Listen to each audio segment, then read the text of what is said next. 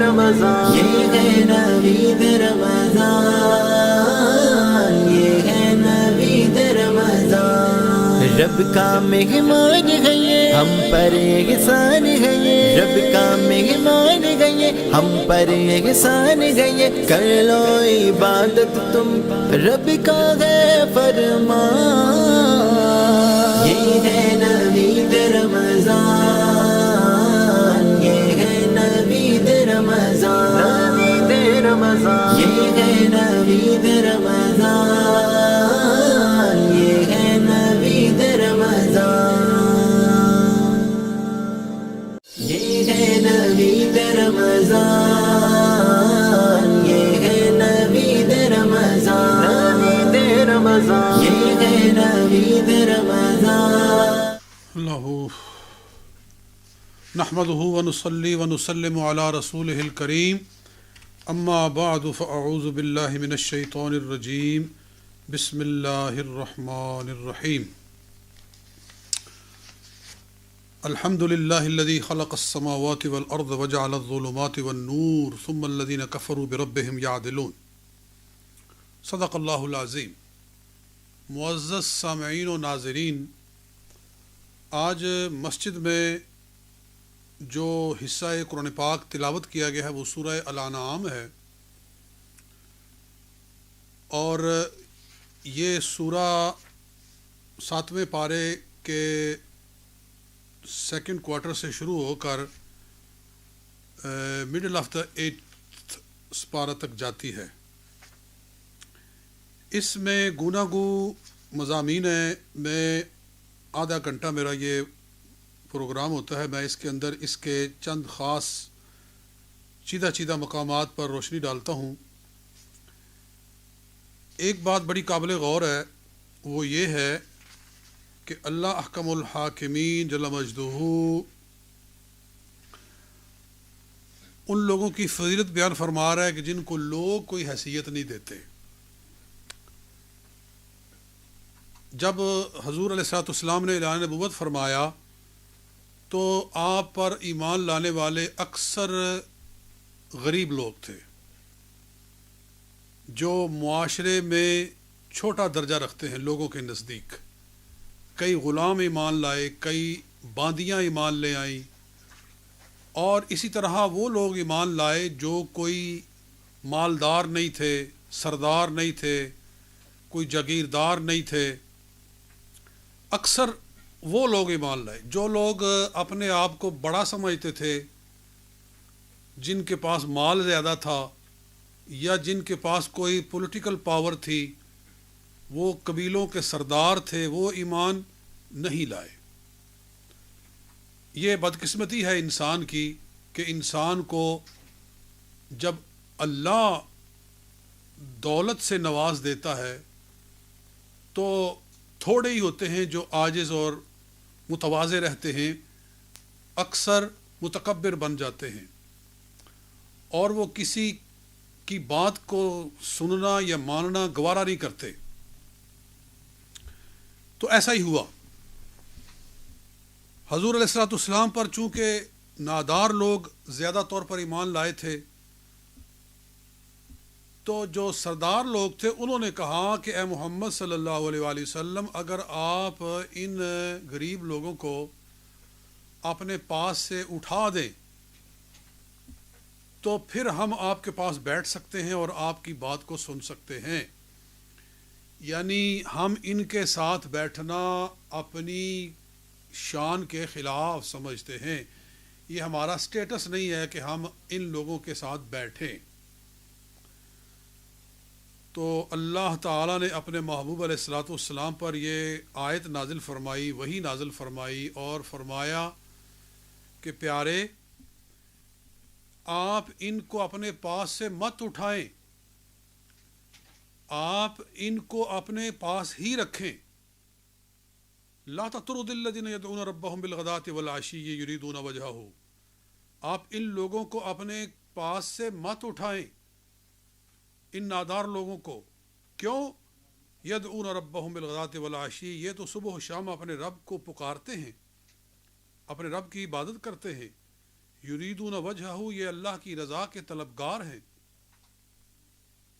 ما علیک من حسابہم من شیء وما من حسابک علیہم من شیء، کبھی انہوں نے آپ سے مال کا تقاضا نہیں کیا. یعنی یہ غریب لوگ آپ کے پاس اس لیے نہیں آتے کہ ان کو آپ سے کوئی دنیاوی لالچ ہے، اور نہ کبھی آپ نے ان سے دنیاوی لالچ رکھا ہے، نہ آپ ان سے کوئی نذرانہ لینا چاہتے ہیں اور نہ یہ آپ سے کوئی دنیا لینا چاہتے ہیں. آپ ان کو دین سکھانا چاہتے ہیں اور یہ آپ سے دین سیکھنا چاہتے ہیں. آپ کا اور ان کا تعلق دین کے حوالے سے ہے، دین کی وجہ سے ہے. تو جو اتنے مخلص ہیں ان کو آپ اپنے پاس سے مت اٹھائیں، اور یہ جو اپنے مال کے تکبر میں مبتلا ہیں اور اپنے سٹیٹس کی بڑائی کے اندر مخمور ہیں، اگر یہ انہی غریبوں کے پاس بیٹھ کر آپ سے کچھ حاصل کرنا چاہتے ہیں تو کر لیں، اور نہیں بیٹھنا چاہتے تو مت بٹھائیں ان کو، اٹھا دیں ان کو، جانے دیں، ان کی پرواہ نہ کریں. اللہ ان کے مال کا محتاج نہیں ہے، اللہ کا دین ان کی دولت کا محتاج نہیں ہے. اللہ غریبوں کے ذریعے ہی دین کو غالب فرمائے گا. یہ مقصد ہے اس آیہ مبارکہ کا. کیسا عظیم الشان یہ درس ہے، کیسی عظیم الشان یہ نصیحت ہے. اور اس سے یہ بھی پتہ چلا ہے کہ اللہ نے دین کو غرباء کے ذریعے، فقراء کے ذریعے غالب فرمایا. اور اس لیے حدیث ہے کہ بدأ الاسلام غریبا وسیعود غریبا فطوبی للغرباء. اور ان سجادہ نشینوں اور پیروں، فقیروں اور عالموں کے لیے، اسلام کے مبلغین کے لیے بھی یہ دعوت فکر ہے کہ وہ اپنے پاس آنے والوں کی دولت کا مت لحاظ کرے، ان کے کسی سٹیٹس کا مت لحاظ کرے کہ یہ زیادہ دولت مند ہے تو اس کو قریب بٹھایا جائے اور ایک غریب ہے تو اس کو پرے کیا جائے. جو نذرانہ لمبا دے، جو جیب اچھا گرم کرے، وہ آپ کا محبوب بن جائے، اور جس کے پاس آپ کے لیے نذرانہ نہیں ہے اس کو آپ پرے بٹھا دیں. تو اس کا مطلب یہ ہے کہ پھر آپ دین نہیں سکھانا چاہتے ہو، پھر آپ صرف لوگوں کی جیبوں پہ نظر رکھتے ہو. اور یہ سبق الا ماشاء اللہ لوگوں کو یہ نہیں آتا ہے. نبی علیہ الصلوۃ والسلام کی سیرت سے لوگ دور ہٹ گئے ہیں. عموماً ہم نے دیکھا ہے کہ کئی بڑے بڑے سجادہ نشین اس بات پہ فخر کرتے ہیں کہ جناب فلانا ایس پی میرا مرید ہے، جناب فلانا جاگیردار میرا مرید ہے. یعنی وہ سمجھتے ہیں کہ ہماری عظمت اس میں ہے کہ بڑے بڑے لوگ آ کر ہمارے مرید ہوں. تو تم کیا سمجھتے ہو کہ نبی اکرم صلی اللہ علیہ وسلم غریبوں کے ساتھ بیٹھ کر اور غریبوں کے ذریعے دین کو پھیلا کر آپ کامیاب نہیں ہوئے تھے؟ کیسی فضول بات ہے. اللہ کرے کہ یہ جو اپنے آپ کو پیر طریقت کہتے ہیں اور رہبر شریعت کہتے ہیں، وہ طریقت کا مطلب سمجھ جائیں اور شریعت کے مفہوم سے آشنا ہو جائیں. یہ چیز دوستو یہاں بیان فرمائی گئی ہے. اور ایک یہ بات ہے، میں آیت نمبر سورہ انعام کی آیت نمبر 68 میں چلتا ہوں. وَإِذَا رَأَيْتَ الَّذِينَ يَخُوضُونَ فِي آيَاتِنَا فَأَعْرِضْ عَنْهُمْ حَتَّى يَخُوضُوا فِي حَدِيثٍ غَيْرِهِ.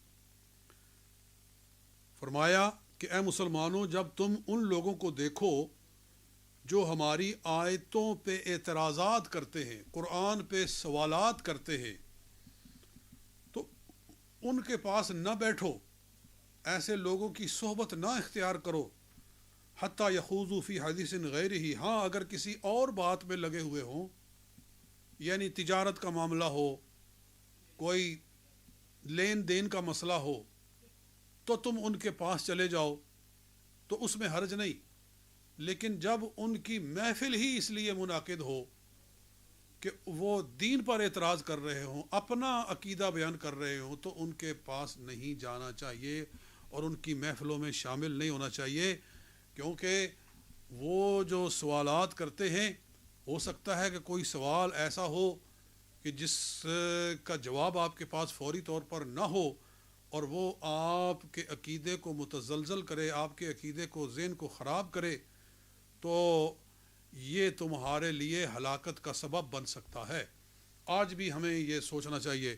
دیکھا جاتا ہے کہ جب محرم کا مہینہ آتا ہے تو لوگ مجلسیں سننے کے لیے کہ جی اہل بیت کا ذکر کر رہے ہیں، بس جی اہل بیت کا شان بیان کر رہے ہیں۔ ارے یہ تو دیکھو کہ ان کے نظریات کیا ہیں۔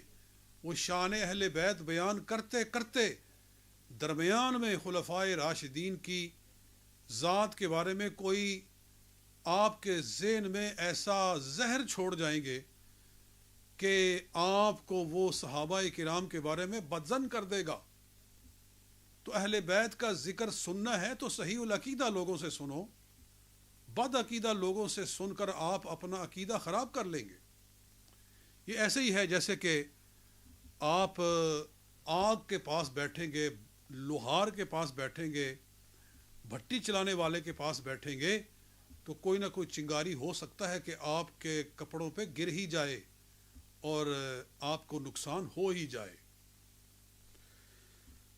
اور فرمایا اما ینسینک الشیطان، اگر تمہیں شیطان بھلا دے، یعنی اس بارے میں تم غلطی کر جاؤ، فلا تقعد بعد الذکری مع القوم الظالمین، تو جب تمہیں نصیحت ہو جائے تو پھر ظالموں کے ساتھ مت بیٹھو۔ یہ بڑی ضروری بات ہے۔ میں بلکہ یہاں یہ بھی کہتا ہوں کہ جو بد عقیدہ لوگ ہوتے ہیں، جو صحابہ کرام کو گالیاں دیتے ہیں، اہل بیت اطہار کو گویا اس انداز میں پیش کرتے ہیں کہ صحابہ کی عزت کو پامال کرے، ایسے لوگوں کی کوئی ویب سائٹ نہیں دیکھنی چاہیے، ایسے لوگوں کے پروگرام جو ہے اپنے موبائل پہ بھی نہیں کھولنے چاہیے، کیونکہ اب سنیں گے تو ضرور وہ آپ کا ذہن مسموم کریں گے۔ اسی طرح ختم نبوت کے منکرین ہیں، اور اسی طرح وہ لوگ جو توسل کے منکر ہیں، ایصال ثواب کے منکر ہیں،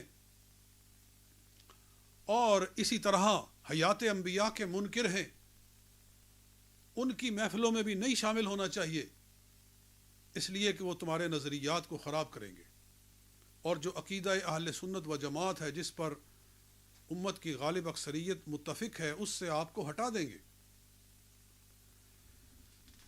مزید آگے چلتے ہیں کہ سورہ انعام کی آیت نمبر میرے سامنے ہے 86۔ اللہ رب العزت ارشاد فرماتا ہے شان نبوت کہ ایک پیغمبر کی شان کیا ہوتی ہے۔ اس رکوع میں اللہ تعالیٰ نے قریباً 17 انبیاء کرام کا ذکر فرمایا ہے۔ ابراہیم علیہ السلام، اسحاق علیہ السلام، یعقوب علیہ السلام، یوسف، موسیٰ، ہارون، ایوب، سلیمان، زکریا، یحییٰ، عیسیٰ، الیاس، ان سب کا ذکر کر کے تو آخر میں اللہ تعالیٰ ارشاد فرماتا ہے وَكُلًّا فَضَّلْنَا عَلَى الْعَالَمِينَ، ہم نے ان تمام انبیاء کرام کو تمام جہانوں پہ فضیلت عطا فرمائی ہے۔ یعنی انبیاء کرام اللہ کی مخلوق میں سب سے افضل طبقے کا نام ہے۔ کوئی دوسری مخلوق انبیاء سے افضل نہیں ہے، حتیٰ کہ ملائک بھی، فرشتے بھی، سوائے جو رسل ملائکہ ہیں، رسل ملائکہ کو چھوڑ کر۔ بلکہ ہمارا تو اہل سنت کا یہ عقیدہ ہے کہ جو رسل بشر ہیں وہ رسل ملائکہ سے بھی افضل ہیں، یعنی جو انسانوں میں سے رسول بنائے گئے ہیں وہ فرشتوں کے رسولوں سے بھی افضل ہیں۔ فرشتوں میں بھی رسول ہیں، جیسے جبریل علیہ السلام، میکائیل علیہ السلام، اسرائیل علیہ السلام، اسرافیل علیہ السلام، یہ رسل ملائکہ ہیں، کیونکہ رب فرماتا ہے اللہ یصطفی من الملائکۃ رسلا ومن الناس۔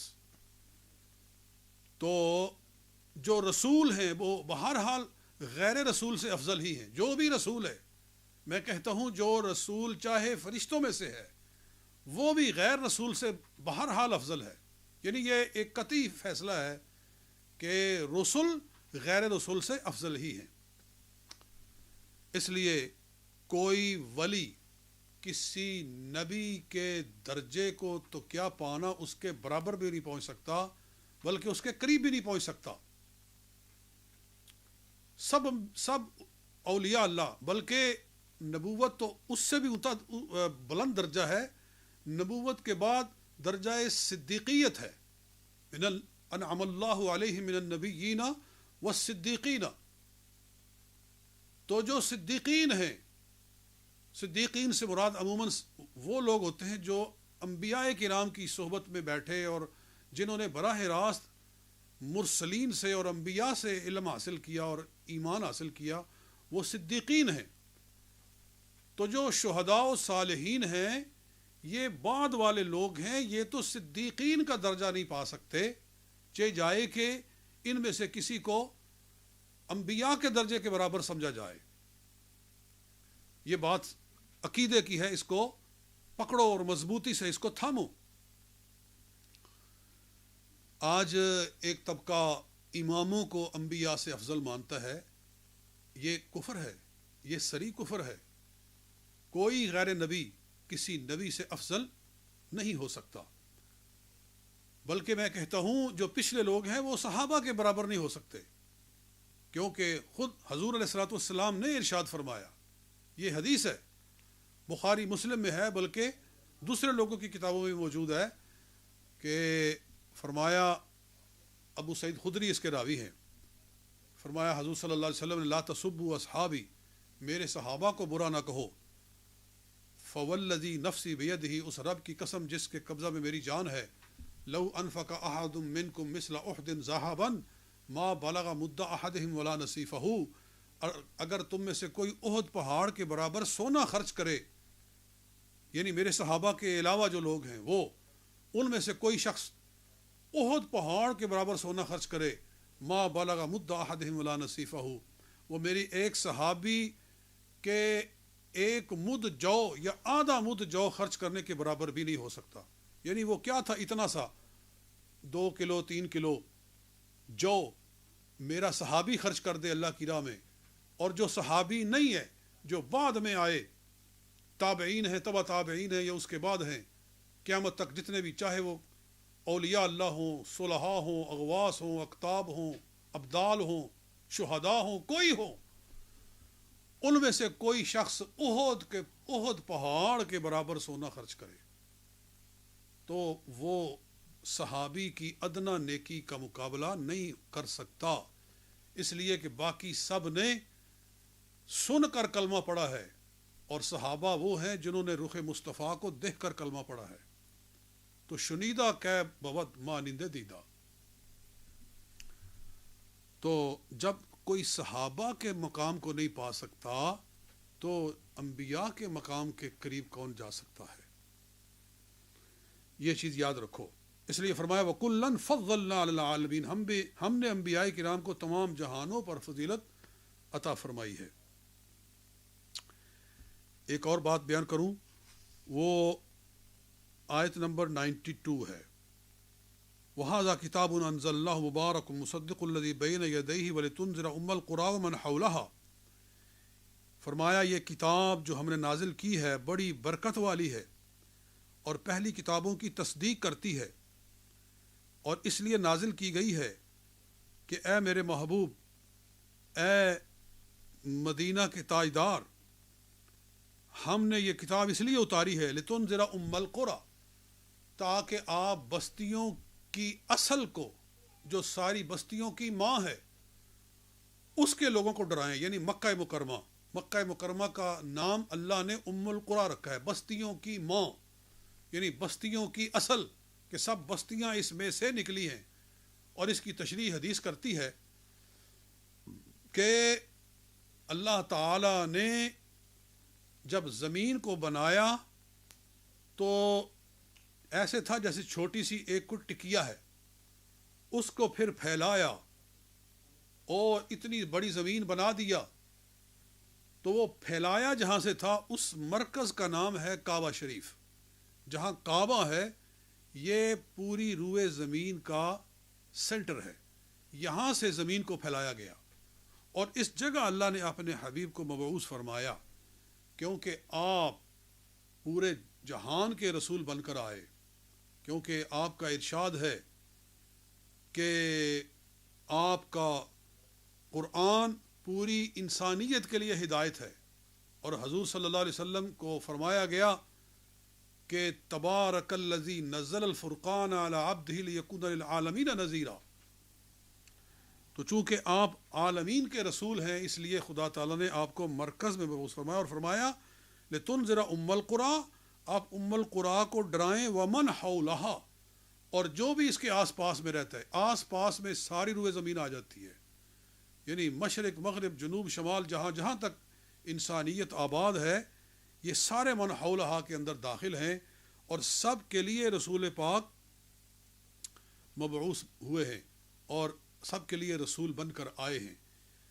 تو آپ کی نبوت عالمگیر نبوت ہے، اور اس سے ختم نبوت کا عقیدہ بھی معلوم ہوتا ہے کہ نبی علیہ الصلاۃ والسلام کی نبوت نے جب پورے عالم کو گھیرا ہوا ہے، پوری نسل انسانی کو گھیرا ہوا ہے، تو اس ردائے نبوت کے ہوتے ہوئے کسی دوسرے رسول کی ضرورت نہیں ہے۔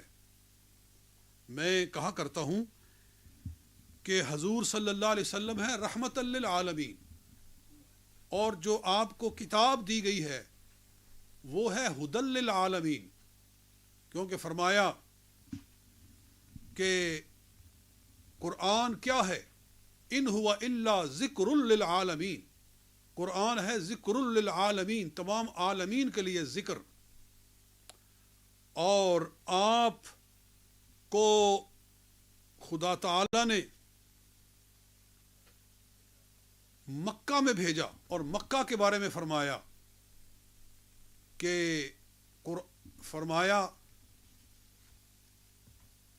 کہ چوتھے سپارے کے شروع میں احکم الحاکمین کا ارشاد مبارک ہے کہ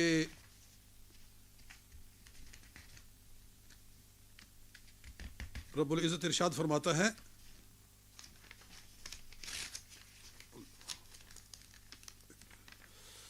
فرمایا ان اول بیت وضع للناس للذی ببکۃ مبارکا وہدی للعالمین، یعنی جس کعبہ کی طرف آپ کو جلوہ گر کیا گیا ہے یہ برکت والا ہے اور ہدی للعالمین ہے، تمام عالمین کے لیے ہدایت ہے۔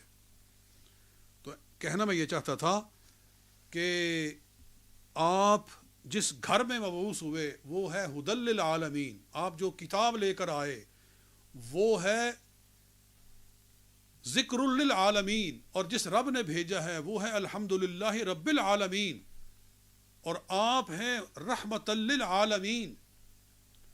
تو جیسے رب العالمین کے ہوتے ہوئے کسی رب کی ضرورت نہیں، اور ہدی للعالمین کے ہوتے ہوئے کسی قبلہ کی ضرورت نہیں، اور ذکر للعالمین کے ہوتے ہوئے کسی کتاب کی ضرورت نہیں، اسی طرح رحمت للعالمین کے ہوتے ہوئے کسی نبی کی ضرورت نہیں۔ اگر یہ بات سمجھ میں آ جائے تو سارا مسئلہ حل ہو جائے۔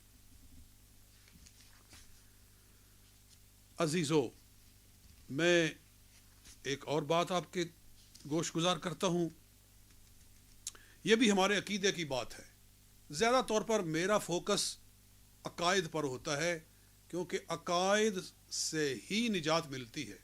عقائد درست ہیں تو نجات کا دروازہ کھلا ہوا ہے۔ فرمایا اللہ اعلم حیث یجعل رسالتہ، اللہ ہی جانتا ہے کہ اس نے اپنی رسالت کو کہاں رکھنا ہے، اللہ ہی جانتا ہے کہ اس نے اپنی رسالت کو کہاں رکھنا ہے، کس کو رسول بنانا ہے۔ یعنی رسول بنانا اللہ کی مرضی ہے، اللہ تعالیٰ جس کو چاہتا ہے رسالت کے لیے منتخب فرماتا ہے۔ اس سے یہ بات معلوم ہوتی ہے کہ نبوت کسبی چیز نہیں ہے۔ نبوت جو ہے یہ انسان اپنی کوشش سے نہیں حاصل کر سکتا، یہ صرف اور صرف وحبی ہے۔ ولایت کسبی بھی ہوتی ہے، ولایت وحبی بھی ہوتی ہے، یعنی کچھ لوگ عبادت کر کے خدا کا قرب حاصل کر لیتے ہیں، ولایت کے درجے تک پہنچ جاتے ہیں، اور کچھ وہ ہوتے ہیں جن کو اللہ تعالیٰ ولی بنا کر پیدا فرماتا ہے، وہ ولایت کا تاج پہن کر تشریف لاتے ہیں۔ یہ مختلف ولایت کے مدارج ہیں اور اقسام ہیں، لیکن جو نبی ہے وہ اللہ تعالیٰ کے حکم سے اور اس کی قدرت سے ہی بنتا ہے. کوئی یہ نہیں کہہ سکتا میں نے اتنی عبادت کی, میں نے اتنی ترقی کی اور اتنے مدارج طے کیے کہ حتیٰ کہ میں درجہ رسالت تک پہنچ گیا. معاذ اللہ. جیسا کہ مرزا غلام محمد قادیانی نے یہ کہا اپنی کتاب ایک غلطی کا ازالہ اس کے اندر کہ میں نے اپنے آپ کو ردائے نبوت میں چھپا لیا ہے اور میں نے اپنے آپ کو محمدی آئینے کے اندر ڈھال لیا ہے, لہٰذا میں بعین ہی محمد بن گیا ہوں. لا حول ولا قوت الا باللہ. تو یہ کفریہ عقیدہ ہے, یہ بات ذہن میں رہے. عزیزو,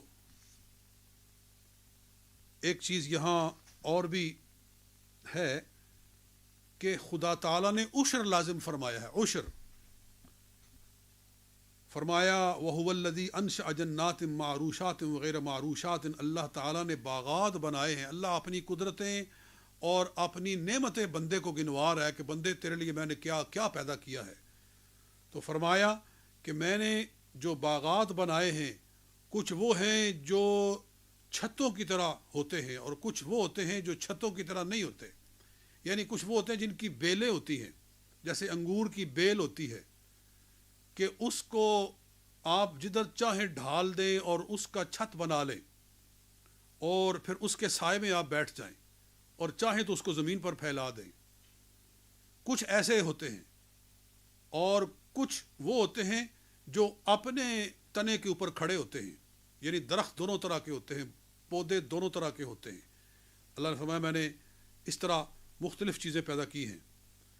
اور والزیتون والرمان, میں نے زیتون بنایا, میں نے انار بنائے, متشابہ وغیر متشابہ, جو آپس میں ملتے جلتے بھی ہوتے ہیں اور نہیں بھی ملتے جلتے ہوتے. کلوا من ثمرہ اذا اثمر, جب بھی باغ پھل لائے تو اس کا پھل کھاؤ. وآتوا حقہ یوم حصادہ, اور جس دن باغ کا پھل کاٹو اسی دن اس کا حق بھی ادا کر دو. آتو حقہ, اس کا حق دے دو, یوم حصادہ, جس دن اس کو کاٹو. مطلب یہ ہے کہ تم کھیتی جس دن کاٹو, باغ کا پھل جس دن کاٹو, تو اس میں سے اس کا حق دے دو. اس کا حق کیا ہے؟ تو سید عالم صلی اللہ علیہ وآلہ وسلم نے فرمایا فی قلیلی ما اخرجتہ الارض وکثیرہ العشر, کہ زمین تھوڑا اگائے یا زیادہ اگائے, جو بھی اگائے اس میں سے 10واں حصہ اللہ کے نام پر دے دو. حتیٰ کہ ہمارے فقہائے احناف کہتے ہیں کہ اگر کسی باغ میں سے 10 انار اتر آئیں تو 1 انار اللہ کے نام پر عشر کے طور پر دینا وہ ضروری ہے. اس لیے فرمایا قلیل ما اخرجت الارض وکثیرہ العشر. تو یہ ہے وہ چیز کہ آج ہمارے بہت سے کسان بھائی اس سے ناواقف ہیں, ان کو پتہ ہی نہیں ہے کہ یہ عشر بھی ایک دینی فریضہ ہے اور یہ ہمیں پہلے ادا کر کے پھر وہاں سے اپنا مال اٹھانا چاہیے. یعنی رب تو فرما رہا ہے کہ کھیتی اٹھا کر گھر بعد میں لاؤ اور عشر اس کا پہلے ادا کر دو. اور اگر تم ایسا نہ کرو گے تو پھر مال میں برکت نہیں آئے گی اور خدا تعالیٰ اس مال کو بے برکت بنا دے گا. اور اللہ نے سورہ قلم کے اندر 29ویں پارے میں ایک واقعہ ارشاد فرمایا ہے کہ ایک شخص کا باغ تھا, جب اس کا پھل اترتا تو وہ اس میں سے بہت سارا حصہ اللہ کے نام پر دیا کرتا تھا. جب وہ فوت ہوا اور اس کے بچے اس کے باغ کے مالک بنے تو کہنے لگے کہ راتوں رات جا کے پھل کاٹ کے لے آؤ اندھیرے میں ہی, تاکہ لوگ اکٹھے نہ ہو جائیں. وہ کہتے تھے کہ یہ اکثر مال تو یہ غریبوں کو بانٹ دیتا ہے ہمارا باپ, اور ہمارے پاس تو مال آتا ہی تھوڑا ہے. یعنی شیطان نے وسوسے میں ڈالا ان کو اور کہنے لگے کہ باغ تو ہمارا جو باپ تھا وہ تو گویا پاگل تھا کہ اتنی محنت سے باغ کو اگایا اور جب پھل پیدا ہوا تو وہ جناب بانٹ دیا لوگوں کو, تو ہم نہیں ایسا کرنے دیں گے. انہوں نے کہا کہ راتوں رات اپنے باغ کا پھل کاٹ کے لے آؤ. تو کیا ہوا کہ جب وہ گئے تو ان کے جانے سے پہلے اللہ رب العزت نے ان کے باغ کے اوپر ایک ایسی بلا پھیری، ایسا اللہ کی طرف سے کوئی عذاب آیا کہ سارا باغ جل گیا اور وہاں اس کا نام و نشان ختم ہو گیا۔ سورہ قلم میرا فرماتا ہے کہ کہنے لگے انغدوا علی حرثکم ان کنتم صارمین، اگر تم اپنا پھل کاٹنا چاہتے ہو تو راتوں رات جا کے کاٹو۔ فانطلقوا وهم یتخافتون، وہ چھپ چھپ کے نکلے اپنے گھر سے کہ کوئی دیکھ نہ لے۔ اللہ یدخلنها اليوم علیکم مسکین، کوئی مسکین نہ آ جائے تم سے پھل مانگنے کے لیے۔ وغدوا علی حرث قادرین، وہ اپنے کھیتی کے اوپر بڑا قدرت لے کر نکلے۔ فلما رأوها قالوا انا لضالون، جب وہاں پہنچے تو ان کو اپنا باغ نظر ہی نہ آیا، کہنے لگے کہ رستہ بھول گئے ہیں، شاید ہم کسی اور جگہ پر آ گئے ہیں۔ لیکن ہر طرف دیکھ دکھا کے پتہ چلا کہ جگہ تو وہی ہے۔ پھر کہنے لگے بل نحن محرومون، افسوس ہم محروم ہو گئے، یعنی اللہ نے ہماری نیت کی ہمیں سزا دے دی ہے۔ تو یہ رزق رب تعالیٰ کی طرف سے آتا ہے۔ جب رب تعالیٰ ایک قانون بنا دے کہ اتنا حصہ میرے نام پر دے دو اور بعد میں جو باقی ہے وہ کھاؤ، تو پھر اس میں برکت بھی آتی ہے۔ اور جب اللہ کے نام والا حصہ نہ دیا جائے تو پھر سارا مال بے برکت ہو جاتا ہے۔ یہ چیزیں دوستوں بیان کی گئی ہیں۔ مولا پاک ہمیں قرآن پاک کے پیغامات کو سمجھنے کی اور ان پر عمل پیرا ہونے کی ہمیں توفیق مرحمت فرمائے، اور ماہ رمضان المبارک کی برکتوں سے ہمارے دامن کو مالا مال فرمائے۔ وآخر دعوانا ان الحمدللہ رب العالمین۔ یہ ہے نوید رمضان، یہ ہے نوید رمضان، نوید رمضان، یہ ہے نوید رمضان، یہ ہے نوید رمضان۔ رب کا مہمان ہے یہ، ہم پر احسان ہے یہ، رب کا مہمان ہے یہ، ہم پر احسان ہے یہ۔ کر لو عبادت تم، رب کا ہے فرمان۔ یہ ہے نوید رمضان، یہ ہے نوید رمضان، نوید رمضان، یہ ہے نوید رمضان۔